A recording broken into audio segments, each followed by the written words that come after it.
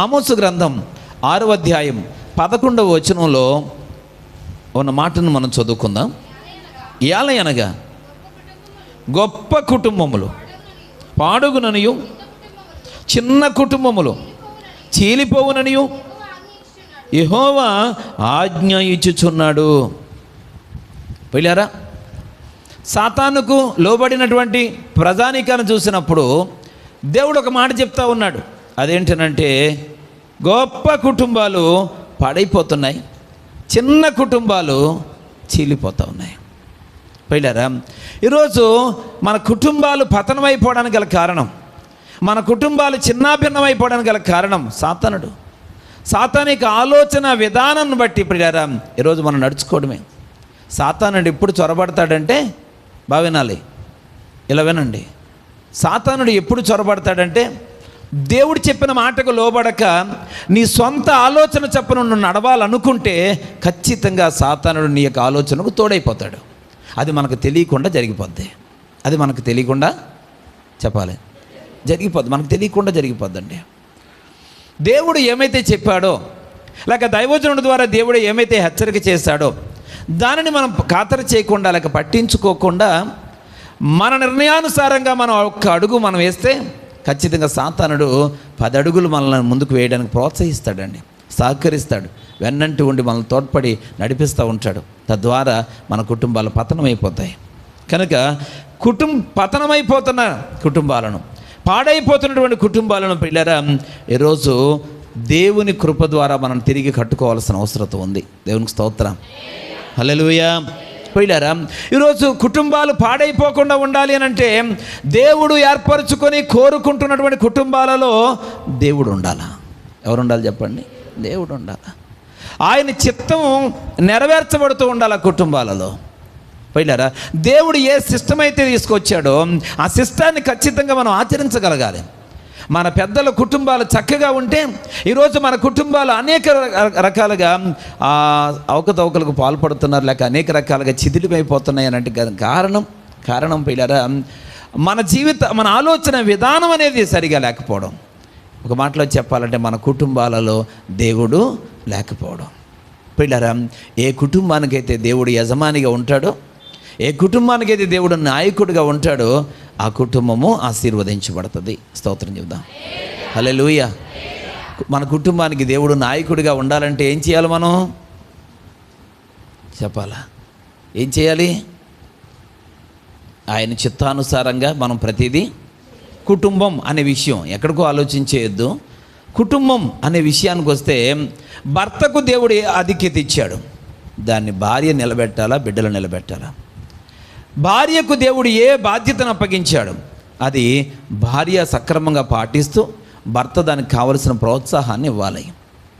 బిడ్డల యొక్క బాధ్యతను సక్రమంగా నిర్వర్తిస్తూ వాక్యానుసారంగా పిల్లలు ఏ విధంగా ఉండాలని బైబిల్ చెప్తుందో ఆ ప్రకారంగా పిల్లలు ఉండాలి. బిడ్డల విషయంలో, కుటుంబ వ్యవస్థ విషయంలో తల్లిదండ్రులైన వారి యొక్క ఉద్దేశం, ప్రణాళిక ఏ విధంగా ఉండాలో అని వాక్యం ఏ విధంగా చెప్పిందో దాని ప్రకారంగా తల్లిదండ్రులు ఆలోచించాలి. ఆ సిస్టాన్ని మనం కాదనుకుంటే దేవుడు మన కుటుంబాలలో ఉండడు. నేటి దినాలలో పాత రోజులు కాదండి, కొడితే పడి ఉండడానికి, తిడితే భరించుతూ ఉండడానికి, ఎన్నిసార్లు మాటలంటున్నా వేదన పడుతూ ఉండడానికి ఆ రోజులు కాదు, రోజులు మారాయి అంటూ పిల్లరా ఈరోజు దాన్ని మనం సమర్థించుకుంటూ ఎంతకైనా తెగిస్తూ ఉన్నాం. లోబడుట మాని లోపరుచుకునే ప్రయత్నం చేస్తున్నాం. లోబడకపోతే భర్త అనేవాడు లోబడకపోతే నోటికొచ్చినట్టు దుర్భాషలు మాట్లాడుతూ, హేళన చేస్తూ, అవమానపరుస్తూ పిల్లరా మనిషి అంతటోడిని విలువ లేకుండా సమాజంలో లోపం కలిగిన వారికి ఎత్తి చూపేటువంటి స్త్రీలు ఈరోజు ఎంతోమంది ఉన్నారు. కుటుంబాలు చీలిపోతే ఏమవుతాయి? పిల్లరా భార్యను ప్రేమించలేనటువంటి వారు పిల్లరా ఈరోజు ఎంతోమంది భర్తలు మరి సమాజంలో కనబడుతూ ఉన్నారు. ప్రేమించని భర్త ఆ భార్య ద్వారా ఏ రకమైన ప్రోత్సాహాన్ని పొందలేదు. పిల్లరా అతడే రకమైన ప్రోత్సాహాన్ని పొందలేడు. కనుక కుటుంబ వ్యవస్థలో దేవుని వాక్యానుసారంగా ఎవరి విధులను వారు సక్రమంగా పాటించినప్పుడు ఆ కుటుంబానికి దేవాతి దేవుడు యజమానిగా, నాయకుడిగా ఉంటాడు. హల్లెలూయా. పిల్లరా ఈరోజు మనమందరం కూడా ప్రతి పనికి మాలిన విషయాన్ని ప్రక్కన పెట్టి మన కుటుంబంని మనం స్థిరపరచుకోవాల్సిన అవసరం ఉంది. పరిశుద్ధ గ్రంథంలో ఆమోసు ద్వారా దేవుడు చెప్పినట్లు గొప్ప కుటుంబాలు పాడైపోతున్నట్లుగా దేవుడు నీ జీవితంలో ఏ కొదువ లేని వారిగా నీకు సర్వ సమృద్ధినిచ్చి ఒక గొప్ప కుటుంబంగా దేవుడు చేసిన నీ కుటుంబంలో కొన్ని లోపాలను బట్టి వ్యక్తుల యొక్క ఆలోచన విధానాలను బట్టి పిల్లరా నీ కుటుంబము జారిపోయే పరిస్థితిలో లేక పడిపోయే పరిస్థితిలో పాడైపోయే పరిస్థితిలో ఉందేమో పిల్లరా. అలాగే చిన్న కుటుంబం నాది అని అంటే ఆ చిన్న కుటుంబాన్ని కూడా సాతానుడు చీల్చివేస్తూ ఉన్నాడు. పిల్లరా చీలిపోవడానికి సిద్ధంగా ఉన్న కుటుంబాలు, చీలిపోతూ ఉన్నటువంటి కుటుంబాలు, చిన్నాభిన్నం అయిపోతున్నటువంటి కుటుంబాలను పిల్లరా తిరిగి కట్టబడాలని ఈరోజు దేవుడు మనతో మాట్లాడుతూ ఉన్నాడు. హల్లెలూయా, హల్లెలూయా. పిల్లరా మనము పనికి మాలిన విషయాల మీద మనసు పెట్టక ప్రయోజనకరమైనటువంటి ఆ విషయం అదేంటి అంటే మన కుటుంబాన్ని మనం కట్టుకోవడంలో మన మనసు పెట్టాలి. స్తోత్రం చెబుదామా? హల్లెలూయా. పిల్లరా నేను ఒక మాట అంటాను, అదేంటనంటే మన గురించి మనం మాట్లాడుకోవడం కంటే లోకం అంతటి గురించి మాట్లాడడం మనకిష్టం. మన కోసం మనం మాట్లాడుకోవడం కంటే అది లోపాలు కావచ్చు, చేసిన పనులు కావచ్చు, మన కోసం మనం మాట్లాడుకోవడం కంటే ఇతరుల కోసం మాట్లాడడమే ఎక్కువ ప్రాధాన్యత ఇస్తాం. పిల్లరా మన కుటుంబాలు బాగుపడడానికి ఇది ఎంత మాత్రం ఉపయోగపడదు. దేవునికి స్తోత్రం, హల్లెలూయా. పిల్లరా కుటుంబ వ్యవస్థలో అన్నీ సక్రమంగా జరగాలి అని అంటే ఎప్పుడు చేయాల్సింది అప్పుడే చేయాలి. 3 విషయాలు. ఒకటేంటంటే ఎప్పుడు చేయాల్సింది చెప్పాలా, ఎప్పుడు చేయాల్సింది, ఏ పూట పని ఏ పూట ఏ సమయంలో చేయాల్సింది ఆ పనిలో ఆ సమయంలో చేసేయాలి, వాయిదా వేయకూడదు. ఎప్పుడు చేయాల్సింది అప్పుడు చేసేయాలి. రెండోది ఏంటంటే ఎక్కడ తీసింది అక్కడ పెట్టాలా, ఎక్కడ తీసింది అక్కడే పెట్టేయాలి. ఏ వస్తువుని ఎక్కడ తీసామో తిరిగి ఆ వస్తువుని అక్కడ పెట్టేయాలి. మూడోది ఏంటంటే ఎక్కడ విషయాలు అక్కడ వదిలేయాలి, ఎక్కడ విషయాలు అక్కడే వదిలేయండి. పిల్లరా ఈ 3 విషయాలని మనం ఖచ్చితంగా పాటించగలిగితే కుటుంబంలో ఒక 30% లేక 25% పిల్లరా మన కుటుంబాన్ని మనం సెట్ చేసేసుకున్నట్టే. ఏంటి ఈ 3 అంత ప్రమాదకరమైనయా? అవును, 3 చాలా ప్రమాదకరమైనవి. పిల్లరా ఈరోజు మన జీవితాలలో మన కుటుంబాలు కట్టబడడం ఎంత ప్రాముఖ్యమో ఎదటివారి కుటుంబాలు కట్టడం కూడా అంతే ప్రాముఖ్యం. మొదటి 2 మన కుటుంబానికి సంబంధించిన విషయాలైతే మూడవది ఎదటివారి కుటుంబాలకు పిల్లల నష్టం కలిగించే అంశం అది. పిల్లరా ఈ రోజుల్లో చాలామంది ఎంతసేపు అయినా మాట్లాడతారు. ఏ విషయం అంటే ఇతరుల గురించి. ఎక్కడ విషయాలు అక్కడ వదలకపోతే వారి గురించి సొలొమోను అని చెప్పాడు, జగడగొండి అన్నాడు. ఏమన్నాడు వారిని? జగడగొండి, తంటాలమారి అన్నాడు. తంటాలమారి. పిల్లరా కుటుంబములలో జగడగొండులు ఉంటే కుటుంబాలు నిలబడవు. కుటుంబాలలో తంటాలమారిలు పురుషులు కానీ స్త్రీలు కానీ ఉంటే పిల్లరా ఆ యొక్క కుటుంబాలు నిలబడవు. సొలొమోను మరొక మాట అంటాడు, కొండెగాడు అంటాడండి.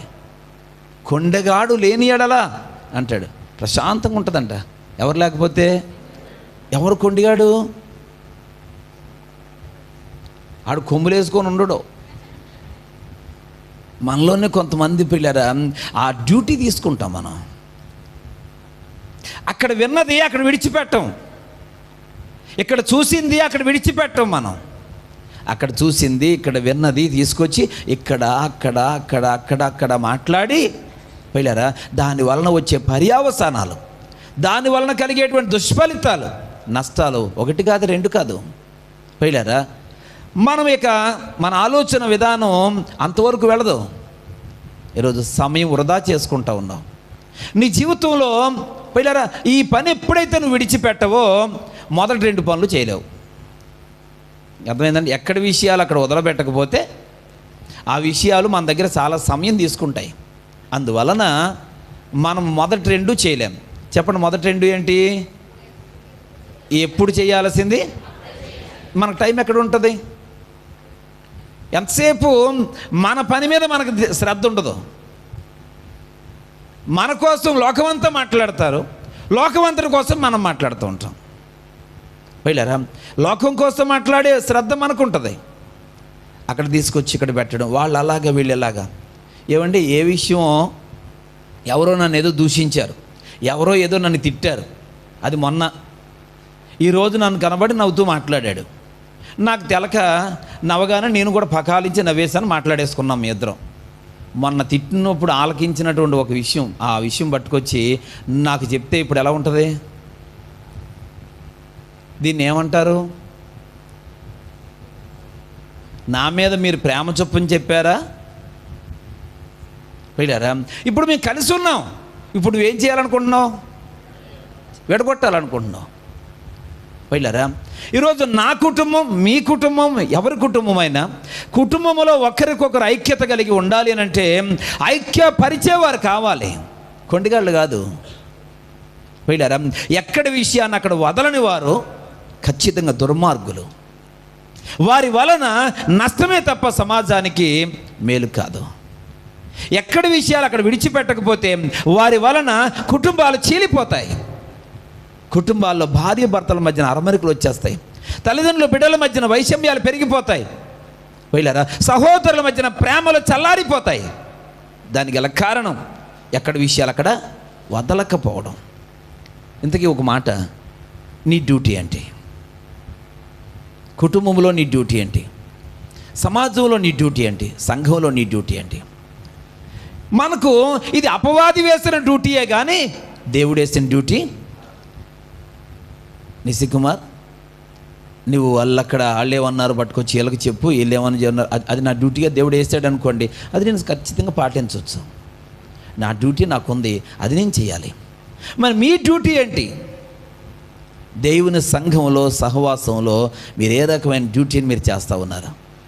పిల్లరా, ఎంతసేపు ఎవరో ఒకరి మీద ఏదో ఒక రకమైనటువంటి చాడి కొండెం, అక్కడిది ఇక్కడ, ఇక్కడిది అక్కడ, వాళ్ళ దగ్గర విషయాలు వీళ్ళ దగ్గర, వీళ్ళ దగ్గర విషయాలు వాళ్ళ దగ్గర చెప్పేటువంటి వారు చీడ పురుగులే.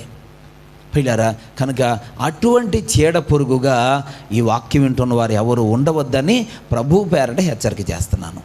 ఎందుకంటే ఆదాము అవ్వోలు అనబడిన కుటుంబాన్ని చెడగొట్టడానికి ఒక చీడ పురుగు తయారయ్యాడు. దుర్భాషలు ఏం మాట్లాడలేదండి, కాని మాటలు ఏం మాట్లాడలేదు, శాపనార్థాలు ఏం పెట్టలేదు. దేవుడు ఏమన్నాడని అడిగాడు. దేవుడు ఇలా అన్నాడు అని అంటే అదేం కాదు అన్నాడు అంతే సింపుల్గా. మీరు చావరు. పిల్లరా, దేవుడు అలాంటోడు ఇలాంటోడు అని చెప్పలేదు. దేవుడికి వ్యతిరేకంగా ఏ విషయం కూడా చెప్పలేదు. దేవుడు అలా అన్నాడా? చచ్చిపోతారా? చావరు, తిని చూడండి అని చాలా మెల్లగా చల్లగా చక్కగా చెప్పాడు. పిల్లరా, ఆ విషయాన్ని బట్టి వారు ఇది సాతానిక ప్రేరణ అని అనుకోలేదు, ఇది వాస్తవం అనుకున్నారు. వాళ్ళు తిన్న తర్వాత కూడా ఇది రుజువైంది. అవును, కరెక్టే, దేవుడు చచ్చిపోతాడన్నారు, కానీ మేము చావలేదే, వీరు చెప్పిందే కరెక్ట్ అనేటువంటి నిర్ధారణకు వచ్చేసి దేవుని మీద కంటే వారి మనస్సు అపవాది మీదకే ఎక్కువగా వెళ్ళిపోయినట్లుగా మనం చూస్తూ ఉన్నాం. వెళ్ళారా? ఈరోజు నీవు కూడా అలాగే నేను మాట్లాడుతున్నావు, నీకు కూడా అలాగే ఆ స్థితిలోకి దిగజారిపోయావు. దేవుని మాట నీకు కష్టంగా ఉంటా ఉంది, సాతాను యొక్క మాట నీకు ఇష్టంగా ఉంటా ఉంది. వాడు ఆలోచన మేరకు నువ్వు నడుచుకున్నంత కాలం నీ కుటుంబాలను నువ్వు బాగు చేసుకోలేవని ప్రభు పేట తెలియపరుస్తున్నాను. దేవునికి స్తోత్రం, హల్లెలూయా. పిల్లరా, ఈరోజు ఈ ప్రపంచంలో ఎన్నో కుటుంబాలు మన కళ్ళ ముందే నాశనం అయిపోతూ ఉన్నాయి, చిన్నాభిన్నం అయిపోతూ ఉన్నాయి, పాడైపోతూ ఉన్నాయి.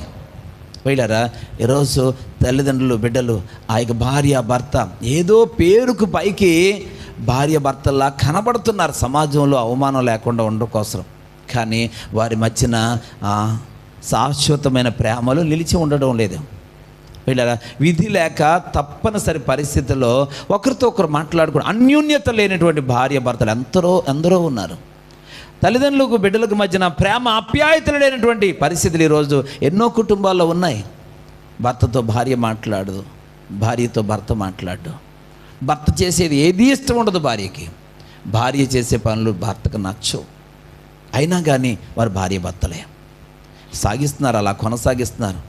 బతుకు బండిని ఏదో ఒకలాగా లాక్కొని వెళ్ళాలి కనుక తీసుకొని వెళుతున్నారే, కానీ అక్కడ అలా దేవుని వాక్యం నెరవేరడం లేదు. అక్కడ అక్కడ సమాధానం లేదు, అందుకే దేవుడు ఉండట్లేదు. ఈరోజు క్రైస్తవ కుటుంబాలలో దేవుడు లేకపోతే ఎంత విచారకరమైన విషయం. దేవుడు లేని ఏ కుటుంబమైనా ఖచ్చితంగా విచ్ఛిన్నం అయిపోతుంది. దేవుడు లేని ఏ కుటుంబం నాశనం అయిపోతుంది. అందుకే దేవాదేవుడు చెప్తా ఉన్నాడు, గొప్ప కుటుంబాలు కూడా పాడైపోతాయి, చిన్న కుటుంబాలు కూడా చీలిపోతాయి. ఎందుకనంటే దేవుడు లేకపోవడం.